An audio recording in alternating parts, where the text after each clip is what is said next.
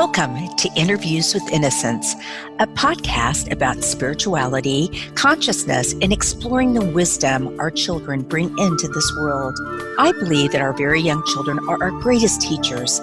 After all, they're the masters of living in the present moment, bubbling in unconditional love, enjoying the messiness of life, and curious about the universe in all its dimensions. The pure essence that young children exhibit lives within all of us. My hope is that these interviews will help us discover, embrace, and connect with the sacred core of childhood that resides within each of our hearts. I am your host, Marla Hughes. Today, before I introduce poet Art Goodtimes, I would like to read an essay by Clary Vaughn Lee, Executive Director of the Global Oneness Project. The title of her essay, and I'm just going to read the very beginning of it and post the whole essay on my blog, on my website. It's titled Doorways to Our Childhood Selves, and it's about the book, The Little Prince, written by Antoine de Saint-Exupéry. You may know this story. It begins with a pilot who crashes his plane in the Sahara Desert. Stranded for 8 days, the pilot meets a little boy, a prince, who asks him to draw a sheep. The boy has come from another planet, a small, distant asteroid called B612, no bigger than a house. He is the sole inhabitant, a dedicated steward of 3 volcanoes, some valleys, and a rose that he longs to protect.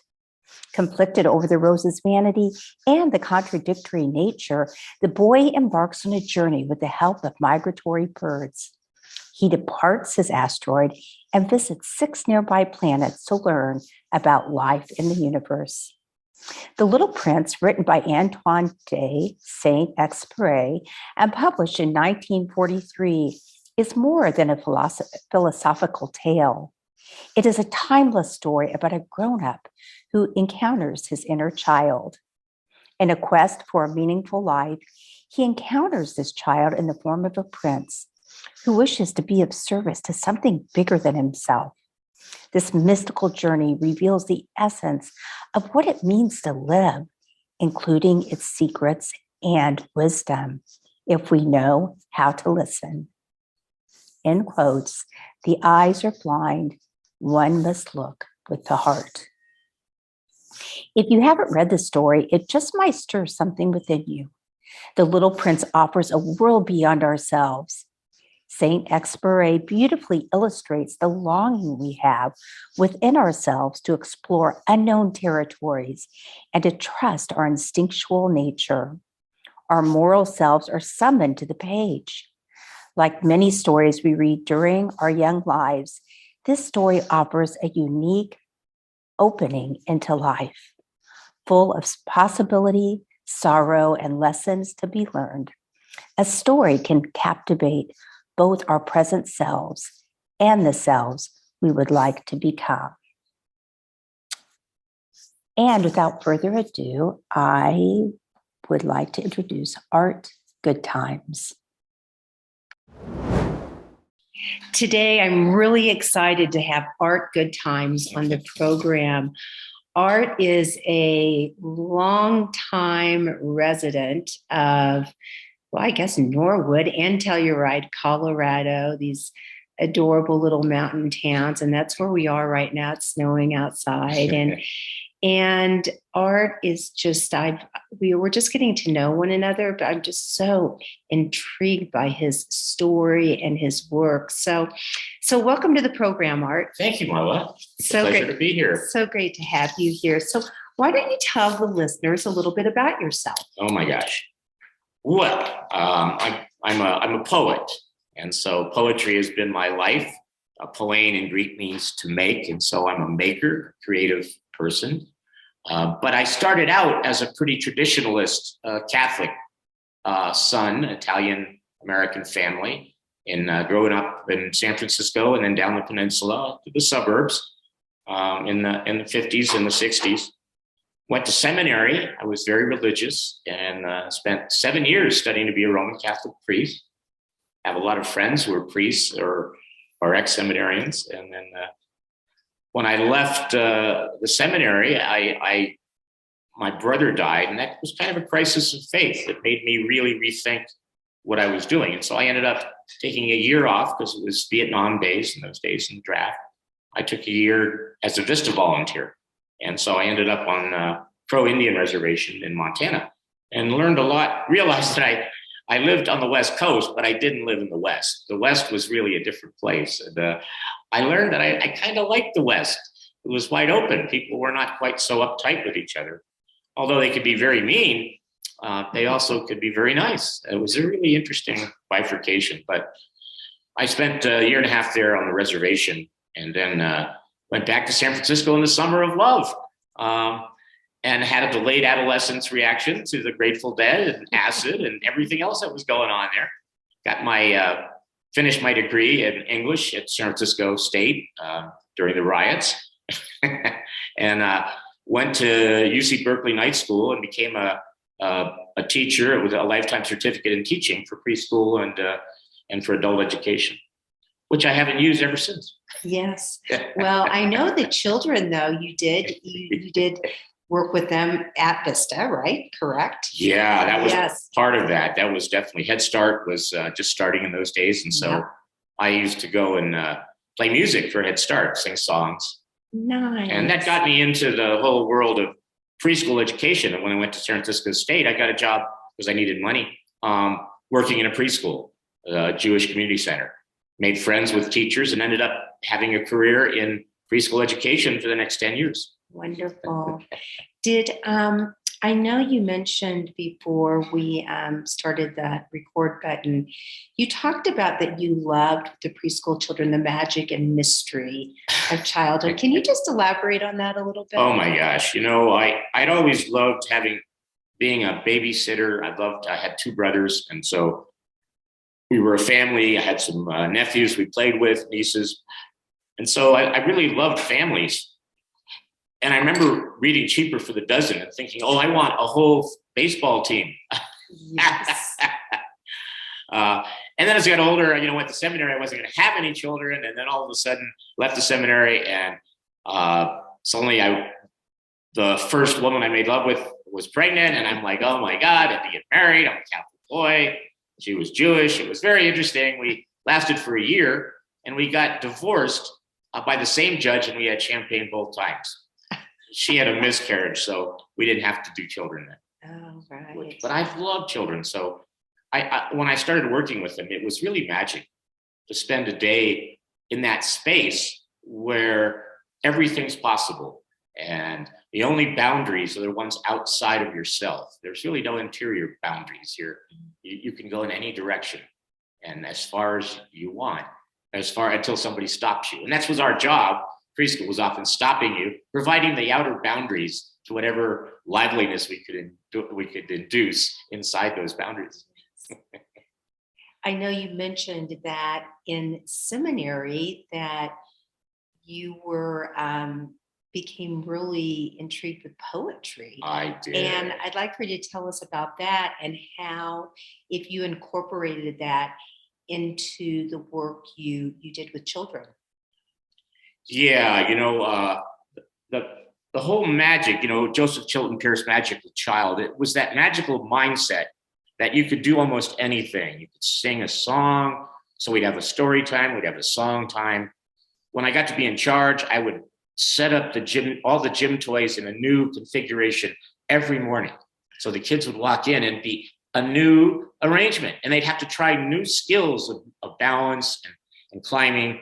And that was my way of welcoming them and opening the world up for them to the magic of the moment. But again, we were inside a walled classroom, and we had walls on the outside.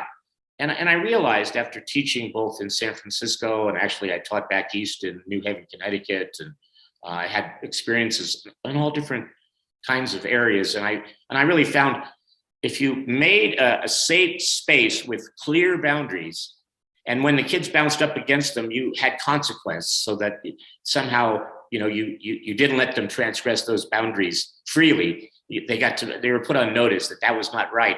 but within that place, there was all this freedom. And I realized that freedom is really a process of understanding constraint as much as it is understanding freedom. It's why I really like the Akwesasne people of upstate New York. The Haudenosaunee News was a big journal that I used to get back in the 60s. And they talked about the fact we have a Bill of Rights, we have no Bill of Responsibilities. Right. And so what I felt like in preschool was we set the external boundaries, and we made it so they could be free within there, and that freedom was there. But beyond that boundary, there was something they bounced up against, that they learned that there was a limit to whatever freedoms they had. And so they began to internalize those limits. And I think that was the teaching that one of the most powerful teachings of preschool life, because I had great teachers. Thelma Harms taught at Berkeley, and I really loved her. She went to North Carolina, Chapel Hill. She was a wonderful expert. She really believed in using all the different strategies, because people sometimes they're really into freedom and different kinds of permissive education. Sometimes they're into real strict, and there's all these different schools. Yes. But she would draw on all of them and say, what you do is you look at the child and you would see what they need and respond to them in kind with whatever system that seemed to work for them, which was really, I thought, the smart way of using all of these wonderful different paradigms. Because, you can extinguish behavior by punishing people. It works. Yeah, if you want to punish somebody, that works. So there is times when if somebody transgresses a boundary and does it repeatedly, there is a punishment. They have timeout, or, they get, they can't go out on something, but there is some consequence. So that trauma, which when you look at indigenous people cross-culturally, you find that whenever they had ceremonies or rituals, there was some induced trauma as part of that. Why? Because we learn when we have painful challenges. Yes. Painful challenges that we have to overcome are very important in our lives. Just like I do basket weaving, mistakes are very important. I learn new things every time I make a mistake. It's a new pathway and opening. So understanding all those things, I found working with children wonderful, but at the same time, I felt like there were boundaries and limits that were real important to put on them, that permissiveness sometimes doesn't work. If you had a permissive child, and I worked in a preschool for a continuation high school in San Francisco. So I had Vietnamese, South American, Persian. We had all kinds of people, all kinds of parents, all kinds of systems. And I was the director. So I had to understand. I remember one time these Vietnamese children came. Their parents had just gone into the continuation high school. They came and they refused to go inside. They sat on the stairs and just bawled and cried. And so I went outside and just sat there. This was more important than anything I had to do. Everybody else could take care of stuff inside. So sat with them for half hour, slowly got them to, move inside. And when they started drawing pictures, they drew pictures of bombs falling from planes. Oh, so you can imagine what their lives were like. So I think Thelma was really magical for me in teaching us to watch the children and use the kinds of different skill sets. Summerhill, there's all these different kinds of teachings. Whatever it is, match it to the child. If they come from a permissive home, give them strict boundaries. Yes. When they come from a real strict home, let them run free, and as much as you could. So that was sort of the way we work with kids. That was some of that philosophy was where my kids went to school, Rudolf Steiner. Steiner schools, yes, I love Steiner schools, yeah. The Waldorf school. Waldorf, you bet. Well, let's segue a little bit and talk about, I know when you went to Haight-Ashbury and you experimented some with entheogens or psychedelics. Yeah. And I've had a few people on to talk about psychedelics because I'm so interested in all the research that's going on at the major universities and what they're finding with helping PTSD Oh my and, gosh. and depression Oh my and gosh. anxiety and all those things. Yeah. So could you just tell us a little bit? You don't have to tell us too much about the heavy partying, but tell us a little bit what they taught you, how they changed you, and how you feel like they will, what the implication will be for the world now. Well, I was really surprised when I came to Colorado because I'd been a member of the Mycological Society and had been interested in mushrooms previous to my coming here. And I got a job right away as the director of the Arts Council in Telluride. And one day I got this phone call from this doctor who said he wanted to have a conference on mushrooms, and did I know anybody who could help him? And I'm like, oh my God, yes, me. Definitely. And so, because I had been interested in mushrooms from a mycological viewpoint, edibles particularly, we used to gather oyster mushrooms and all these different kinds in San Francisco. I'd go out on forays with the mycological club, and I learned different kinds of mushrooms that were safe to eat and ones that weren't. So you didn't pick them. So I was pretty not real knowledgeable, but I had some experience. Yes. So when they came here, I was totally blown away. They had split off this group, which was Dr. Salzman, Andrew Weil, Dr. Weil, Yes. Gary Linkoff, the mycologist, and Paul Stamets, who's pretty well known these days. They were all these guys had split off from another conference that had been set up by the Beth Israel Hospital to talk about mushrooms from the toxicity side of it. But they didn't want to talk about anything else. Yes. And these guys all wanted to talk about something else. They want to talk about medicinal. They wanted to talk about edible. They want to talk about theogenic. They wanted to talk about restoration. They wanted to talk about all the facets, because it was just when they came here in 1980s, 1979, 1980, that they separated mycology from biology, from botany. It had always been under the botany department, Mm-hmm. but actually it's a separate kingdom. I don't say kingdom. I say kingdom because it's a kin. I don't like kings. I'm not into kings, but I am into kin. And I think they're all part of our kin. So I just did a book called Kinship with the Center for Humans and Nature. And I have a poem in there about this very issue. But the fungi were not plants. They were animals. They were their own kingdom. Wow. And they're actually closer to animals than they are to plants. And yet they were in the botany department. So when we started the Mushroom Festival, I'll tell you right, it was just at this change of understanding how wide aspect mushrooms, which usually got a page or two in books, if anything, in the textbook, but it turned out they had all these purposes and uses. And we learned about, I'd already known a bit about the edibility. So I around here we have great edibles. Yes. I knew a little bit about medicinal, not too much. I was learning. And of course, through the 60s in San Francisco, I knew a lot about entheogens. I had tried most of them. And I found, different ones I liked and different ones that weren't as good. And we were the 60s experimental beta testing generation. So now we have Michael Pollan, who writes his wonderful book, starting out scared to drop acid. And it's like, for those of us, we call ourselves psychonauts, like an Argonauts. Yes. So psychonauts are people who've tried a lot of different substances for personal self-discovery. We don't do it necessarily in the therapeutic, although oftentimes we did, but sometimes not, and sometimes had good and bad experiences. But for us, it was exploring and opening. And just like Michael says in his book, it shatters your ego. So if you have these rigid structures, and of course, we build up rigid ego structures all through our childhood and adolescence, and even young adulthood. We built up all of these stories about ourselves. My story is not that I'm a failed priest, which is one story that some people still tell because they never left leaving the seminary. But my story was I'm a poet, and I traveled around the country as a poet. So I told myself the story. I became the story. That's the ego structure I had built.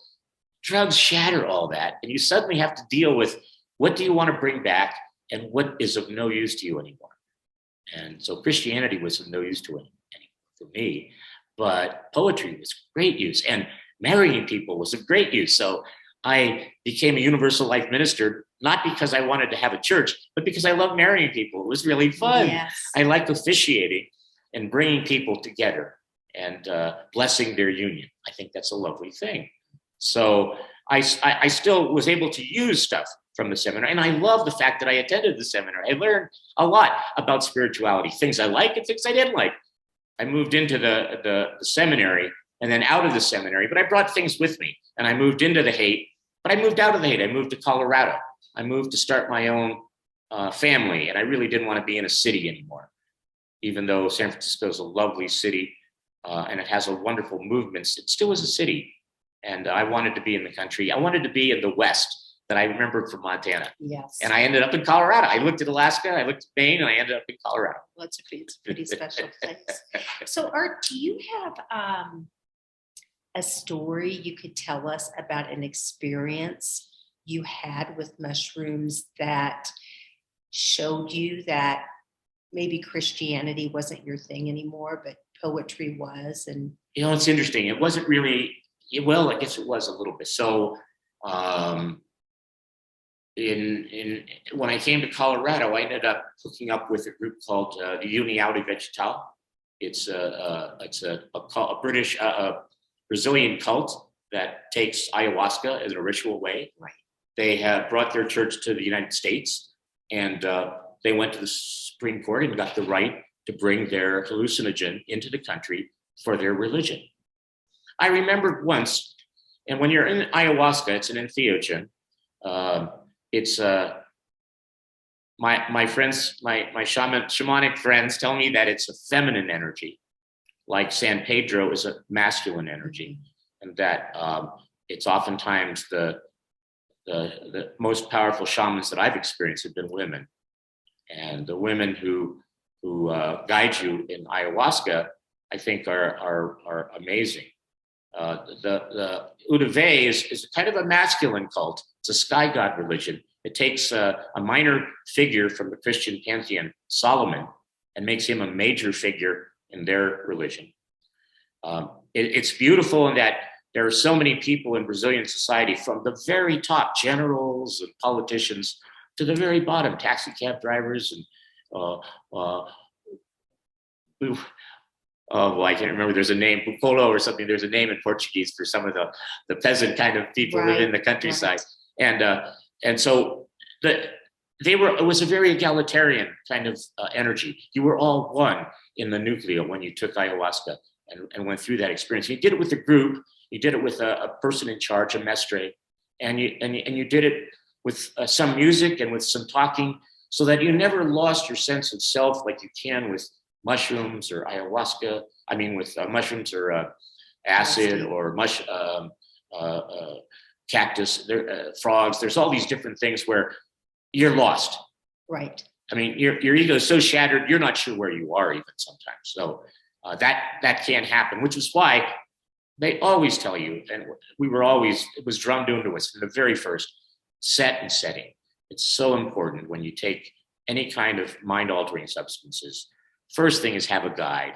Have somebody with you who isn't under the influence, who you trust deeply, who can just lead you out of any problems that occur. And sometimes things you'll hear. I remember one time hearing airplanes in the sky out in the wilderness and thinking it was a world war going on when it was just a passing plane. But my reality became so distorted. I went off in these rabbit holes, just like Alice. And so you need somebody to pull you back. And then it's nice. I love doing it outdoors because I love the wild. Not everybody loves the wild.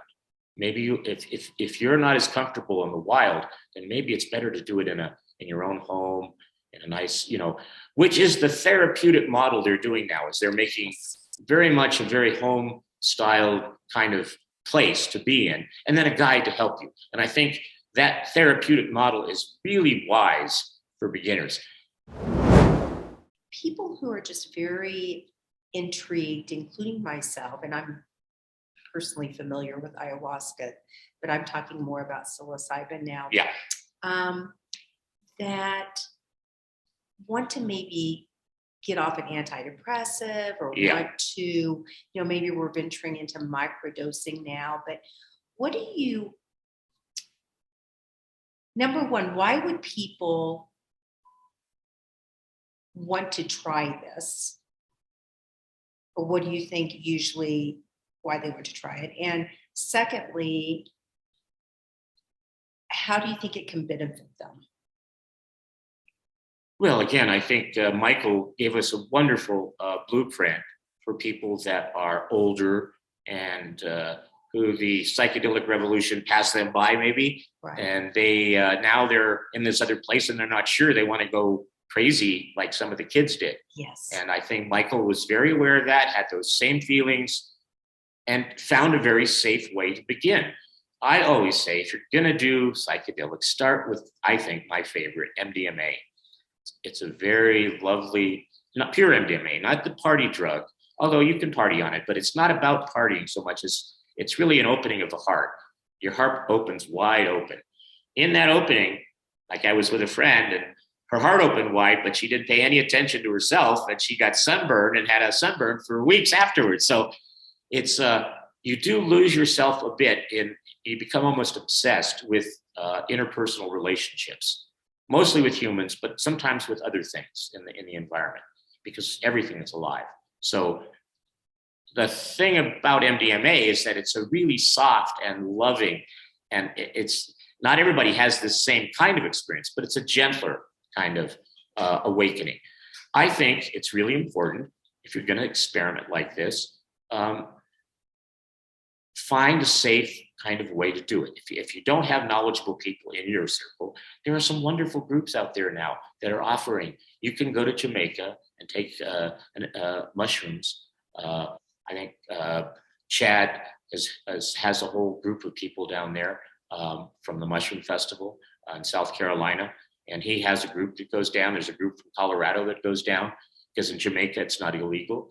And so you can have a legal mushroom experience if you want it down there. And people go down to Peru and Brazil for ayahuasca. You can actually do ayahuasca here in this country now, legal. So there's some interesting choices. What you don't want to do is probably do what I did, which isn't, I don't think, bad, but just dangerous. Yes. So what do you think the implications are with this rise in interest with psychedelics? Well, that was the thing. When Manny, Dr. Salzman, and Andy Weil and Paul and Gary started this conference, which became a festival, they were right from the beginning. This was Dr. Salzman, Manny's mantra. Mushrooms are medicine. Yes. They are medicine. Now, we can treat them as illegal substances. We can treat them as sacred objects, or we can treat them as medicine. We have different paradigms that we could put them into. He was for putting it out of law enforcement, putting it into the health perspective and using them in a therapeutic way. This was what Manny, his whole purpose in setting up the Telluride Mushroom Conference, which became the festival 40 years ago, was treating mushrooms as medicine. Wow, 40 years ago. 40 years ago. And so now we just begin to see the society moving in that direction. So it's funny for those of us who have been tracking this for so long that it took this long for people to get it. But, come on, Michael, just drop some acid, stop pussyfooting around. But he was mirroring what needed to be done for people that were newbies. And I thought that was brilliant, right? Because he was a really smart person. He understood how to popularize something that was forbidden. So he was a good bridge from the verboten energy of the 50s and 60s to what we're seeing now, which is an explosion of interest all over the world. All over the world. And that is the book, How to Change Your Mind. Is that Michael Pollan who you're talking about? Yeah, How to Change Your Mind. That's the book. Yeah, that was the book that was, it was the best beginner's how-to. Right. I mean, we had Paul Stamets saying how mushrooms are going to save the world and making all these incredible claims, most of which were true. And but he was way over the head of most people. Right. It's like, how do I do it? How do I start? I just want to. How do I just start? So Paul, Michael took us right to the beginning, made it easy for people to start. So now hopefully they will do it in a self-controlled, I think would be the best therapeutic. If you want to go the medical or you want to go the professional, there's other choices out there. Right. You can make them. Yes. And you don't have to do it in ignorance, because there were people lost on the way who did them, and didn't have a good experience. Right. Lost their lives even. So let's segue again a bit and talk about your poetry, your passion. For sonnet haec olim meminisse juvabe. That's a little bit of Virgil. Sorry. It was beautiful. So how do you see poetry as, well, of course, it's a spiritual, what is the word I even want to use? Practice. So, but just elaborate on that a little bit, how it is for you. So I'm a disciple of Dolores LaChapelle, lived over in Silverton. She was a wisdom teacher, a skier, a climber, first ascents in Canada. It's in the Ski Hall of Fame. An amazing woman. And I met her in her 60s when she was quite well formed by that time. And she was already beginning talking about the way of the mountain, which was her practice. And it was basically animism, believing everything is alive. We call it deep ecology, but that's just a new fancy name for a very old practice, which is seeing everything. This is stone. It's beautiful. It exudes beauty, and it's alive. And if you look at the quantum mechanics of it, indeed, the electrons are moving and turning, spinning. And it's not what we perceive of as solid, object, neutral, hard, dead. That's not the way we see the world. That's not how I see it when I'm in an altered state. Right. When I'm in an altered state, I see everything as alive often. And so I begin to see as a quantum physicist would see. Actually, used to go to a talk. It was a Bohmian dialogue. Bohm had a way of setting knowledgeable people in the center of a group and then an outside group of watchers. And they called it a Bohmian dialogue because you'd listen to the people in the center. And down the sea, people down in Santa Fe had these conferences, the language of spirituality. And they would have quantum physicists, indigenous elders, and Whorfian linguists in the middle. The Sapir-Whorf hypothesis in linguistics suggests that when we say things, we make them come alive. When I say I'm a poet, the more times I say I'm a poet, the more I am a poet. Yes. I create my world by speaking it. That's what a poem is about. It's about speaking the world, your vision of the world. And I had a workshop in the seminary. My only art training was with Karita Kent, who was Sister Karita for many years, a wonderful muralist sculptor person. She has worked in the museum, San Francisco Museum of Art. She was a fine artist. She said that the poets of our age are in filmmaking. That's our poetry. But the catch is, in order to do that, you have to embed yourself in capitalism and assemble enough capital in order to make a film. Right. And if you don't know how to do that, if you aren't experienced in capitalism, if you don't have a business background, chances are you will never make your poetry. But with poetry as we know it, all you got to do is speak. It's just a voice. And when you speak, you are, in a sense, creating the world. So in this language of spirituality class, they would ask, do you believe that one of the elders who had taught at Harvard, he was a indigenous studies, ethnic studies person from Harvard. He asked the question of this group of in the Bohmian dialogue. I said, do you believe in the separation of church and state? And of course, all the indigenous people said, no, you can't separate that. Right. And quantum physics says, well, you can be in two places at once. You don't have to separate it all. And Whorfian linguists say, well, you just say what it is you want to say. If you want to make your world that, you make your world that. So it was really empowering to hear these three different ways of approaching the world. So to get back to an earlier question, you asked about what sort of guided me away from Christianity. And I remember going to an ayahuasca session, and I love what they say. When the full experience comes on, they call it the borrachera, which is this beautiful Portuguese word, Brazilian. Oh my gosh, the borrachera. It sounds like it. It's just like this overwhelming alteration of your spirit. You feel altered. And so when the borrachera comes on, you're really taken. And the Udave people would always say, ask a question before every session. So I asked a question, about, is this practice for me? This Uniata Vegetal. I like some things and I don't like some things, so is it for me? And I remember I had this urge to get up And in Udave, in the sessions, they don't like you to leave or get up without permission of the mestre. So you ask permission before you leave. But I didn't. I didn't feel like I wanted to ask permission. I just wanted to get outside. And I walked outside because I was inside and I didn't want to be inside under this influence because I had been altered. And I love it when I'm in this self-willed world where I am not in control. It's fascinating.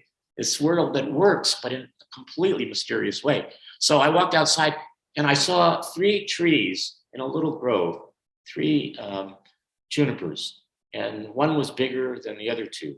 And I really felt a relationship between. It was almost like they were speaking to me. And I wasn't words, but I could understand a relationship and a teaching. And I realized I didn't really want to be inside there. I wanted to be out here. And I didn't really want to be part of this group again. I had such bad luck being part of a group.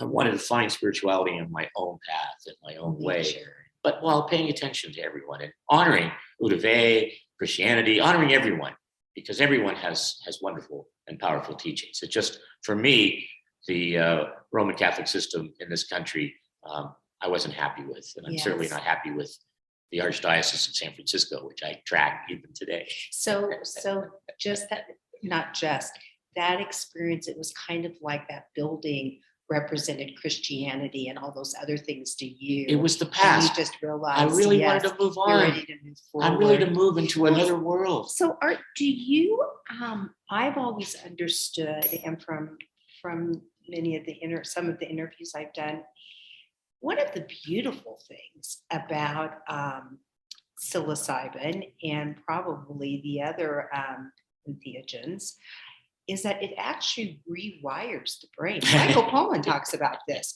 So it's not like, well, I'm talking specifically, let's talk about an antidepressant like Prozac or something, where it makes a person feel better for a little while, but it doesn't do anything long-term unless you keep taking it.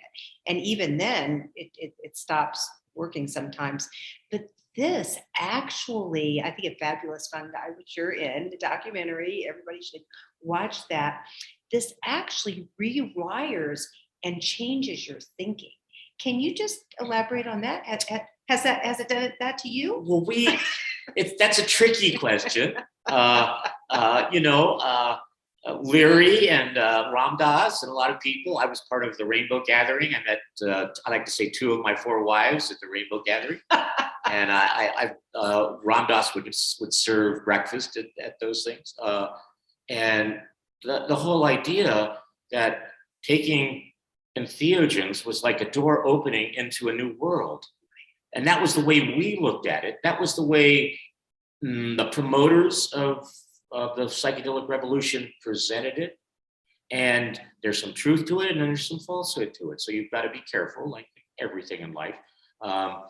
There was a downside, a dark side, a shadow side, but there was also a wonderful, powerful upside. For me, the 60s were a beautiful thing. When people, I call myself a paleo hippie because I'm proud to be a hippie. I know some people think it's like when you call someone a hippie, they think they're insulting them.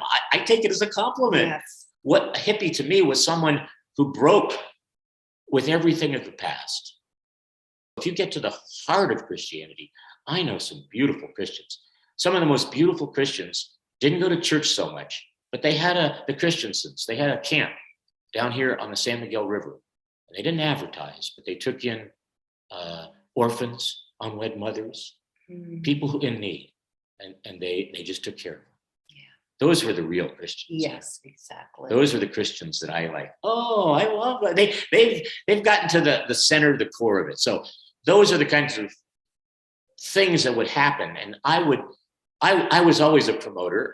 And one of the things that I feel like I was able to help the Mushroom Festival was to imbue those hippie rainbow family love energy, feelings, relationships into what was a scientific conference to begin with. Right. Which MAPS still is. Yes. And I still respect it greatly. Rick Doblin's a wonderful man.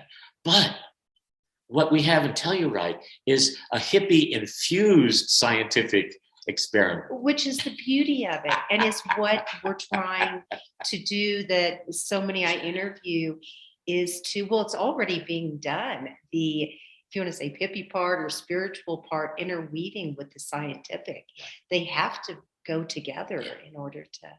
So one of the only things you can find online of Dolores LaChapelle's is her essay on ritual. She was very big in getting people to take part in rituals. What rituals did was to take you out of your normal world, to take you out of those rigorous ego structures we built up, take you out of the society, and put you into an altered space where you did things that were very, very different from what you normally do. So what do we do at Telluride? We take people on a parade where we dress up like a different kingdom, not even our own genus, not even our same. We dress up like mushrooms. We proclaim our love for mushrooms by marching and dancing and singing and having a great time, a party on the street. That's a ritual, very powerful, because it isn't sacred. It's everyday, it's party, it's simple. But if you want to go deep, it's got all those deep levels, because mushroom hunting is a hunter-gatherer activity. It's something we've been doing as a species for 200,000 or 300,000 years. 200,000 or 300,000 years. We, as a species, have been doing hunting, gathering. And so mushroom gathering and collecting is just that. So when you're honoring the mushroom, when you're honoring the parade, you're going back deep into your roots as human beings. Yes. And you can understand that, or you can just have a party. Either way is okay. Right. Either way is fine. Either way is fine. Yeah, it's all great. A couple of times we've had, we used to have a tradition of a little honey bear full of honey infused with mushrooms. And one of the characters, who was a dealer, who's gone now, but he used to, a great guy, would go around dosing people in the party as they're marching down Main Street. One time we had Paul Stamets handing out Ling Chi tea, which is a longevity tea. I mean, we had Gary Linkoff passing out brownies on Main Street. I mean, we have had all kinds of things happen within that ritual. Some of them hilarious, some of them funny, a lot of them illegal, but most of them legal, most of them just fun. And it's not like this is a hippie crazed young people only. It's like elders, seniors, young kids. Everybody's having a great time dressing up, celebrating. We love dressing up. We love celebrating. The kids get into it, the parents, there's dancers, there's people on stilts. It's a huge, wonderful ritual. Right. Yes, I love the word ritual and rituals that I've learned so much about in shamanism. I think they're so important for the very young. It's so important for all of us. Well, that's why, poetry, speaking, being able to tell a story. So poetry comes from storytelling. Dolores' whole point was that she did a massive book, a third of it footnotes. Incredible independent scholar she was, not associated with any academy. So her work was uneven and wasn't edited as well as it could have been. And so it's not as all well respected, but it's incredibly researched. And she was a big thinker. She pulled ideas from lots of places and put them together rather than focusing on one little discipline. And so that big embrace of hers was really powerful for a lot of us. She analyzed how we'd gotten into this place of ecocide, really. We're killing ourselves. We're putting ourselves at risk with everything we do. Hopefully we're going to bounce out of it, but the climate is suggesting that, we've already tipped the scale a bit heavy already. So she talks about how we got into this predicament. She talks about societies that didn't get into that predicament. And then she talks about 7 pathways that she identifies on how to move forward to get ourselves back in touch so that we're balanced again. The Hopi call us Kayanascatsi, we're out of balance. The Reggio brothers have a great film in Santa Fe. If you've never seen it, I highly recommend. There's 3 of them, but Kayanascatsi is easily the most powerful. A Hopi word meaning out of balance. Right. Which is that's the medicine wheel, right? That's it. It's about staying in balance. I was an anti-nuclear activist when I came here from California, and I bought my house from a uranium miner. So I've been anti-nuclear for all my life. And it was really funny. I went to a conference and I asked these young sisters, I said, they were Indigenous. I said, what's this beauty way? Everybody's always talking about the beauty way. What is that? And this young gal, she knelt down on the ground and drew a circle in the dust. I'm like, oh my God, I love it already. Whatever she says. Absolutely. She didn't say anything, just drew a circle to start with. Then she said, inside that circle is all the light. And I thought, oh my God, I can see the pyramids already. All my New Age friends, they're going to be right in the middle, the center. She said, and outside of that circle is all of the dark. She said, the beauty way is walking that line between the light and the dark. Oh my God. Well, I think that's a great way to end this interview. Wow. Wow. Well, thank you so much for coming on the show. It's just been an honor to have you here. And an honor to speak with you, Laura. Yes. And I'm really looking forward to the Mushroom Festival this year. Oh, it'll be fun. I want to have a marching band this year again. We used to have them. So wonderful.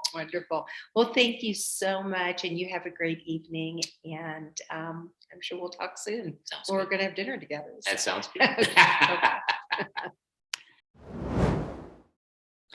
Next week, I have a very special,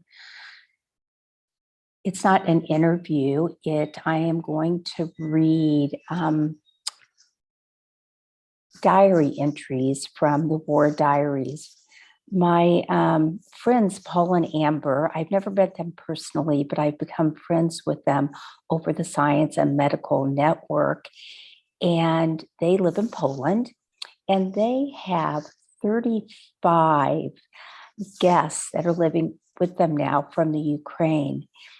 They are writing war diaries about their experience, and they are just amazing. So I'm going to be sharing those over the next few weeks. I've gotten permission from them.